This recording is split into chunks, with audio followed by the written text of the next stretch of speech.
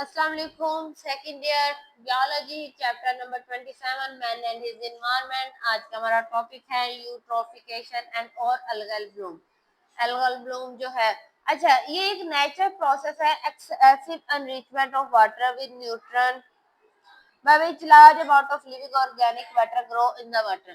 आपने देखा होगा पानी में ग्रीन एल्गी, ठीक है, ग्रीन कलर का वो जो होता है बेटे एल्गी होता है, उसमें बहुत सारे न्यूट्रंस होते हैं। Large amount of living organic matter उसमें ग्रो करता है।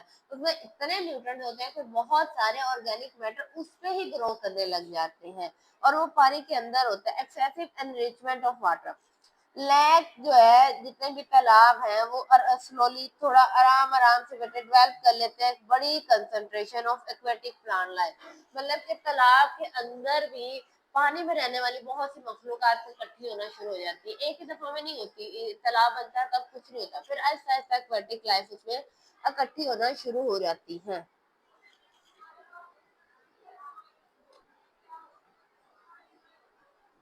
अच्छा, उसके बाद उन्होंने कहा विच इवेंचुअली डिके हो जाना, किसी चीज का मर जाना और डिकम्पोज हो जाना, मतलब कि उसकी बॉडी का गल सड़ जाना, डिके हो जाती है। तो ह्यूमन एक्टिविटीज जो है speed up this nature process by of eutroph by adding mineral. इंसान जो है, इंसान चाह रहे हैं कि ये प्रोसेस जरा जल्दी जल्दी हो, तो क्या करते हैं कि खुद से उसके अंदर क्या कर देते हैं, मिनरल ऐड कर देते हैं, ऑर्गेनिक न्यूट्रिएंट ऐड कर देते हैं बहुत ज्यादा अमाउंट में, ताकि उसे ज्यादा मिले, उसे एक्स्ट्रा फॉस्फेट मिल जाता है। कहाँ से?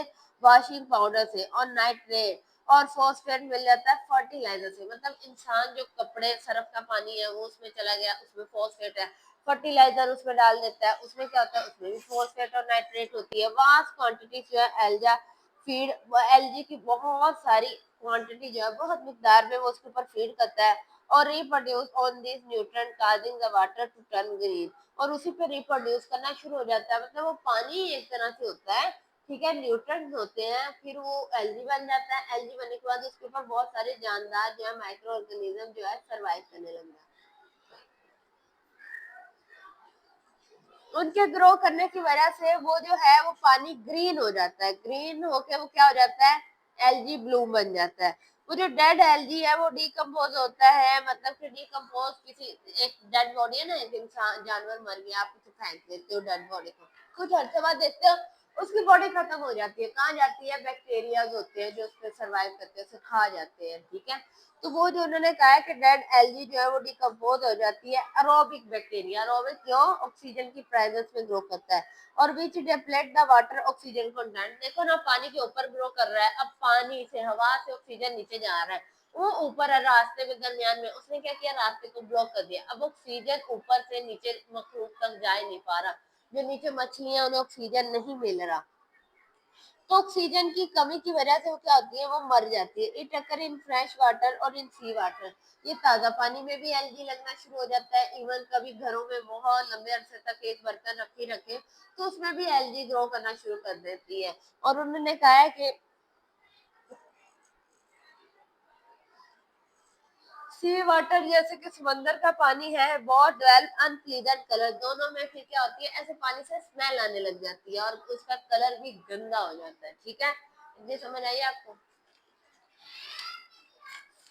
अगला टॉपिक है industrial effluent.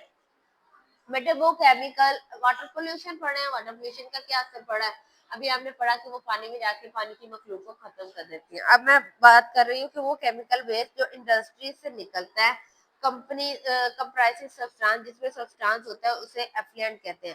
Factories sometime turn waterway into a open sphere by dumping oil.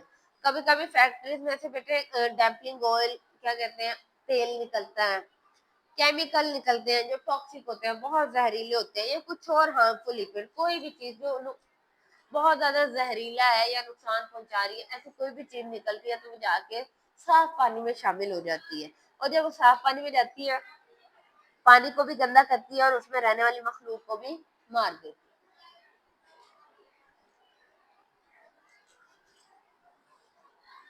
Insecticide, herbicide और फर्टिलाइजर के बारे में पढ़ते हैं। उन्होंने कहा है एग्रोकेमिकल, एग्रोकेमिकल जो है ये यूज होते हैं एग्रीकल्चर, ज़राअत में आजकल लोग बहुत ज्यादा केमिकल यूज करना शुरू हो गया।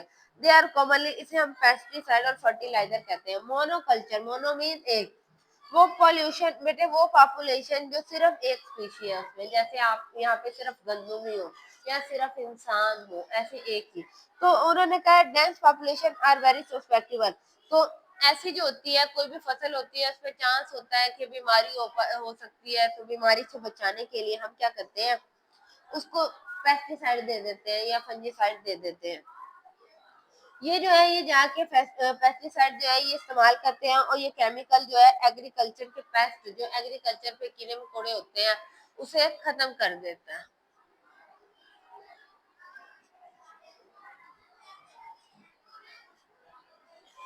पेस्टिसाइड इन फूड, पेस्टिसाइड उनका ये एक जहर है जो उन कीड़ों को, उन पेट को तो मार देता है। Many item of our food, उसके अलावा वो हमारी खुराक में, देखो आप सब्जी को लगा रहे हो, सब्जी के वो अंदर जहर चला गया, पौधे के अंदर चला गया, अब वो उसके अंदर जो फ्रूट तैयार हुआ है, जो भी तैयार हुआ, उसके अंदर भी तो जहर है, और वो हम खाएंगे, डायरेक्ट हम पे असर होगा। तो उन्होंने कहा खाने, फूड कंटेन, फूड में भी थोड़ी बहुत अमाउंट चली जाती है पेस्टिसाइड की, थोड़ा बहुत जहर चला जाता है। जो क्या है बेटे, आजकल लोगों को कैंसर जैसी बीमारियां हो रही हैं, वो इसी वजह से हो रही है, ठीक है। और सम अदर डिसऑर्डर, और कुछ और बीमारियां जैसे कि, but they do not show in very low dose that we ingest is not certain, लेकिन वो इतनी फेयर नहीं है क्योंकि हम इसे थोड़ी अमाउंट में लेते हैं। कुछ साइंटिस्ट का कहना है कि level are so low to be negligible, के मतलब पेस्टिसाइड इतनी थोड़ी होती है कि हम उसे इग्नोर कर सकते हैं, उसका कोई असर नहीं पड़ रहा।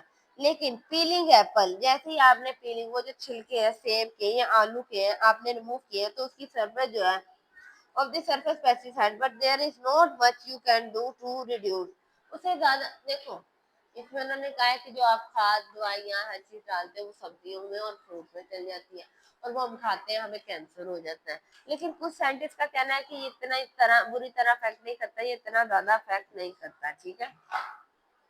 The user and quantity of must be approved, उन्होंने कहा है मिनिस्ट्री ऑफ एग्रीकल्चर को इसकी क्वांटिटी ऐसी करनी चाहिए कि जो इंसानों पे असर ना।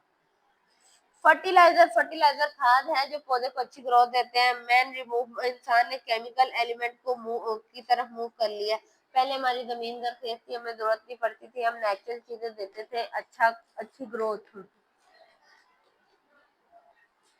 अच्छी ग्रोथ होती थी। लेकिन अब क्या हुआ है, जमीन में से मादनियात खत्म हो गए, तो हम फर्टिलाइजर देते हैं, नाइट्रोजन, सल्फर वगैरह। तो बच्चे ये क्या कह रहे हैं, mineral into ecosystem for concentrated nature deposit for use and inorganic fertiliser, inorganic fertiliser बना रहे हैं, मतलब कि, और मेटल सोर्स फ्रॉम मिनरल और many of other chemical element leave the ecosystem by being leach from the land and drain into the liver. Fertilizer chemical substance used to add additional nutrient to soil increase. Fertiliser एक ऐसा chemical है बेटे जो जमीन की जरखेजी बढ़ाता है, लेकिन ये जो केमिकल्स हैं, ये केमिकल्स भी पानी में ऐड होती हैं, और ये भी जाके पानी को अफेक्ट कर रही हैं। हेल्थ एंड डिजीज, ये जो study internal state of homeostasis, अंदर से हमारी जो हालात अगर सही चलते रहे, होमोस्टेटिस हर कंडीशन सही रहे, तो उसे कहते हैं नॉर्मल है। लेकिन जब उन्होंने कहा है कि यही बीमारियां जो है ये हमें अफेक्ट करना शुरू कर दे, नॉर्मल और steady internal state of homeostatic, तो हमारा जो बॉडी के फंक्शन होते हैं या बॉडी का स्ट्रक्चर होता है वो खराब हो जाता है। क्लासिफिकेशन उन्होंने किया, बीमारियां हैं जेनेटिक और जेनेटिक डिजीज है, वो बीमारियां जो जीन से चलती आ रही हैं उनका बताया गया। इन्फेक्शन और पैथोजेनिक, जो पैथोजन माइक्रोब्स की वजह से काज हो रही है उनका बताया। न्यूट्रिशनल डेफिशिएंसी, बेटे कुछ जो है न्यूट्रंट की डेफिशिएंसी से होती है, जैसे आपको विटामिन नहीं मिला, मिनरल नहीं मिले। कुछ हार्मोन डिस्टर्ब हो जाने की वजह से, जैसे शुगर हो जाती है, ठीक है। फिजिकल डिसऑर्डर, आपको चोट लग जाती है, आप गिर जाते हैं, एक्सीडेंट हो जाता है। केमिकल काज, इंसान स्मोक करता है, ड्रग यूज करता है, अल्कोहल पीता है, ठीक है। एजिंग कुछ उम्र के साथ साथ होने लग जाती है, और कुछ मेंटल, दिमाग पे अल्जाइमर, अल्जाइमर इंसान सब कुछ भूलना शुरू हो जाता है। ये डिफरेंट काइंड थी इन सारे डिजीजेस की। आज के लिए इतना काफी है, फिर मिलेंगे।